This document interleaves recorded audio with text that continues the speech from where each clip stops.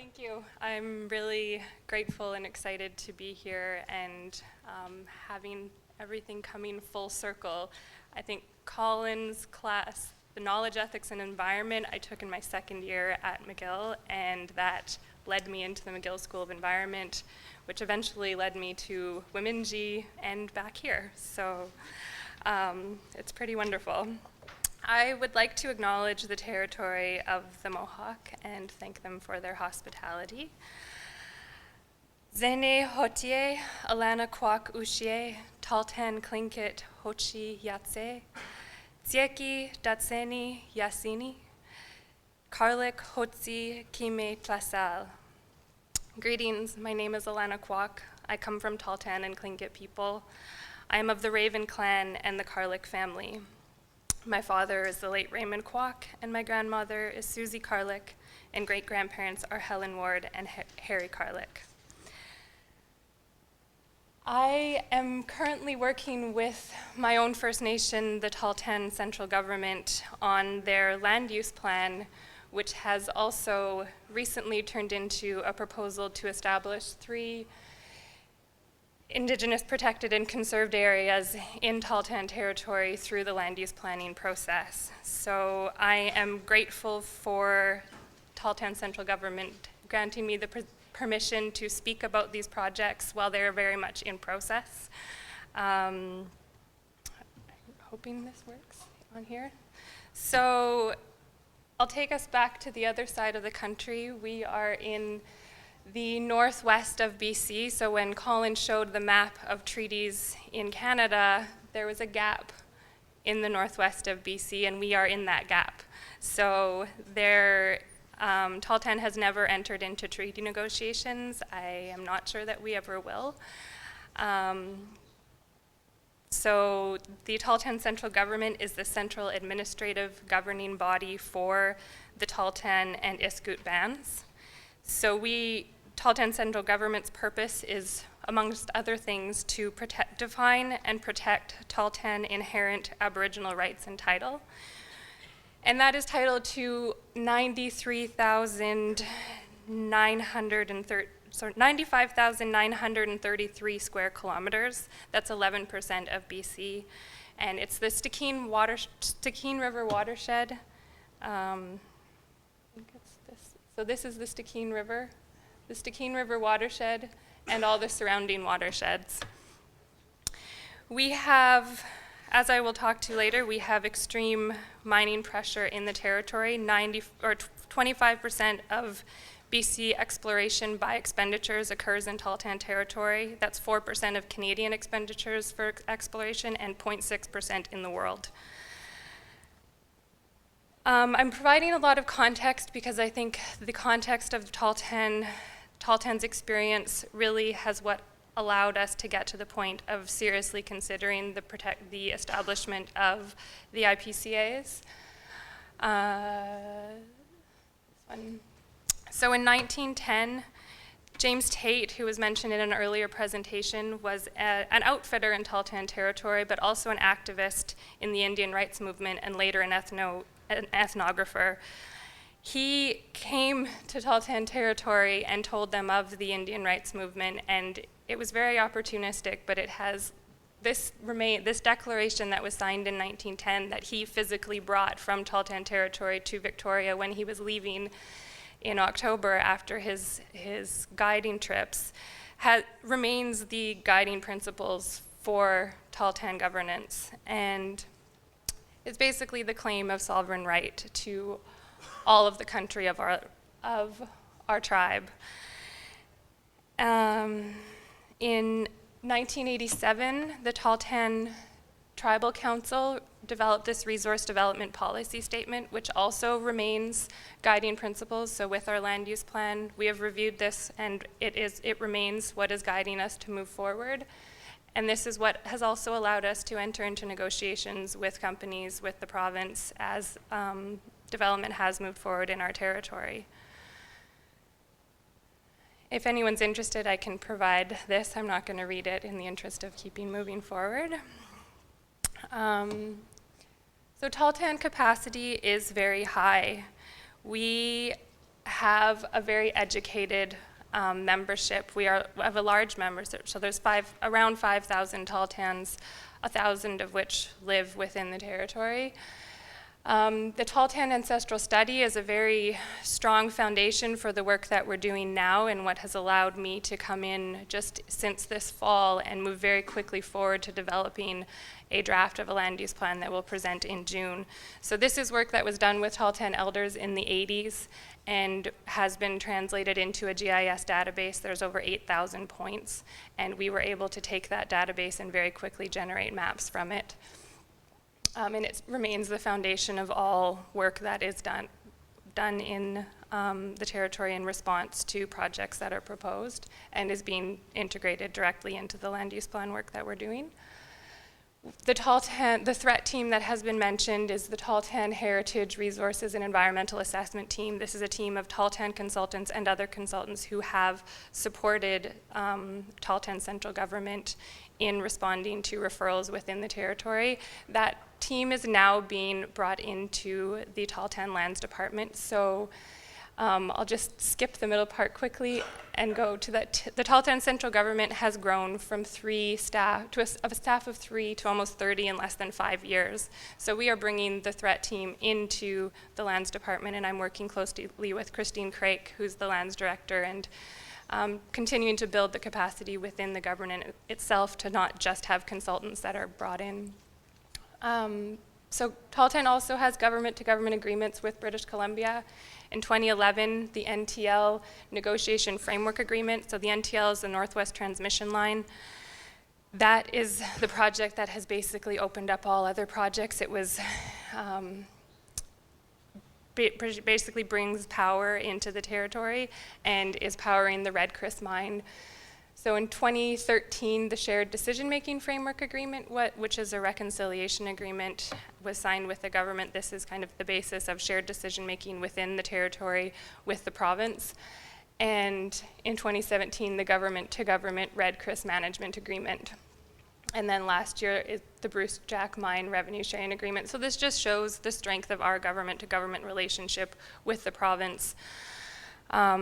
Which is basically the province wants to create certainty in our territory because of the pressures that are there, and so we have the power to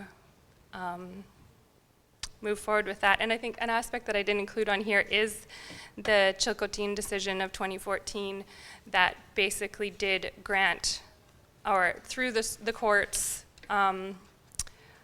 the right to use and control the land and reap the benefits flowing from it. So this is why we're able to move forward with the strength that we are in the absence of having a treaty that grants us legal rights to our land and territory. So Tahltan has a lot of capacity and is in a very strong position currently. So the mining pressure in the territory, as I mentioned, is very high. This map shows all of the tenures and current active mines. So there's 3 active mines. There's Silvertip, Red Chris, and Bruce Jack. And there are 2 more mines that are very soon ready to come online. And then this is all the exploration and the approved projects.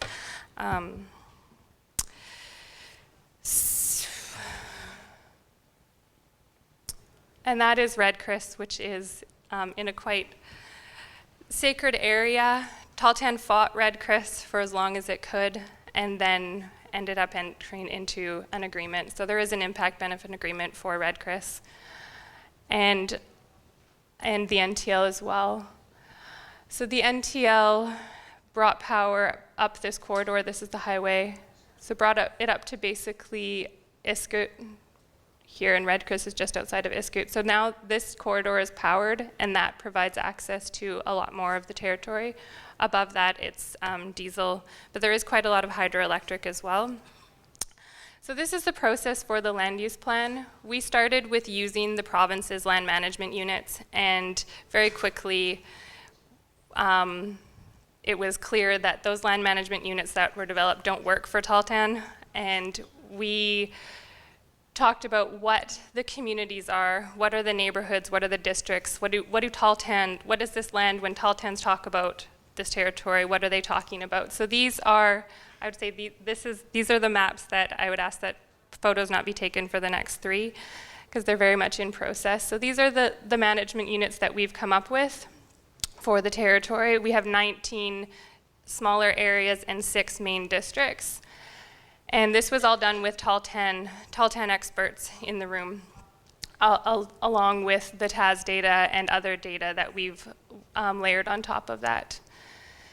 So we did a sensitivity analysis. We had defined 5 categories with the group of people who were there to define Tahltan sensitivity for the area, and applied that to each of the 19 subregions.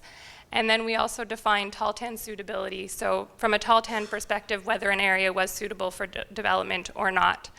And the combination of these 2 things is what is leading us to our land use designations.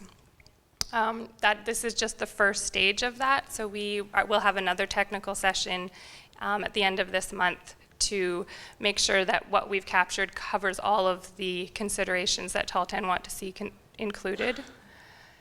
And this is really where we have ended up, is the establishment of our application for the Canada Nature Fund Target Challenge. So we've proposed 3 different areas. One of them that will very much be defined through the land use planning process is the Chesley area.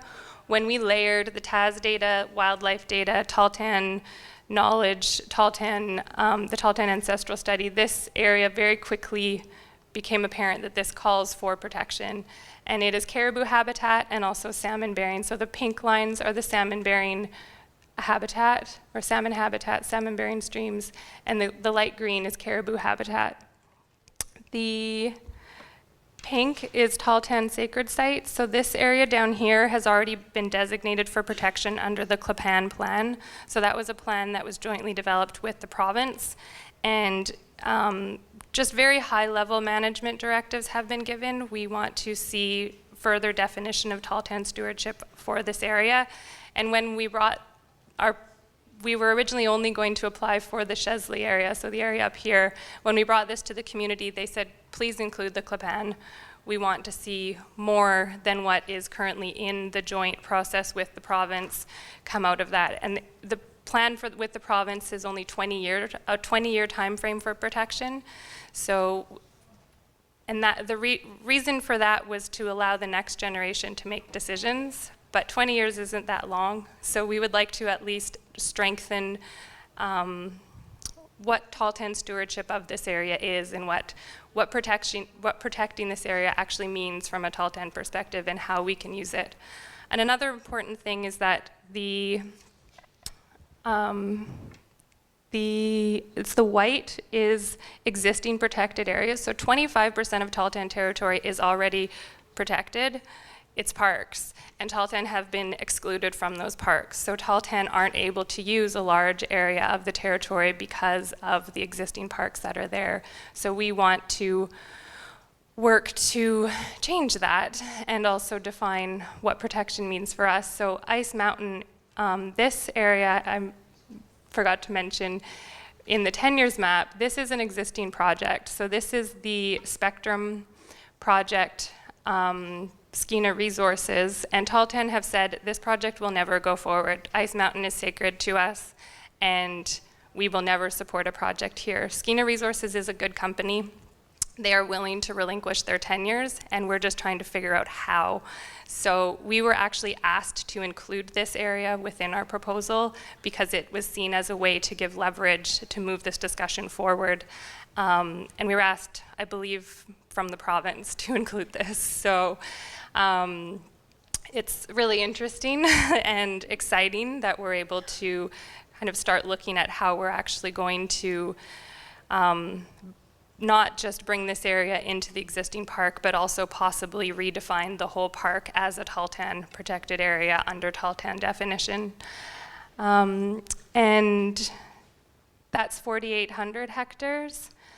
The Chesley is 1.5 million hectares, and our goal right now is to have 50% of that. Maybe we can have the whole area.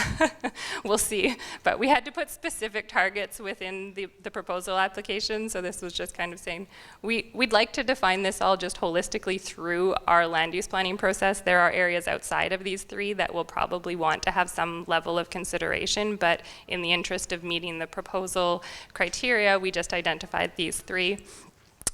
And our primary focus is to maintain and enhance woodland, caribou, and salmon habitat and populations, with many other focuses that come under that. So that is what we're working on in a very small nutshell. So, thank you. And I guess I'll just add one thing that has been really amazing with this project is that the second that we had the application in, we heard that there was someone who wanted to provide the match funding to move it forward, because you had to have 20% funding and 80%. You could apply for 80% from the federal government. So we have $1 million from Tides Canada, which is not contingent on getting the funding, the Canada Nature Fund funding. So we know that we are able to move forward with this project. We're just not sure how big it will be yet.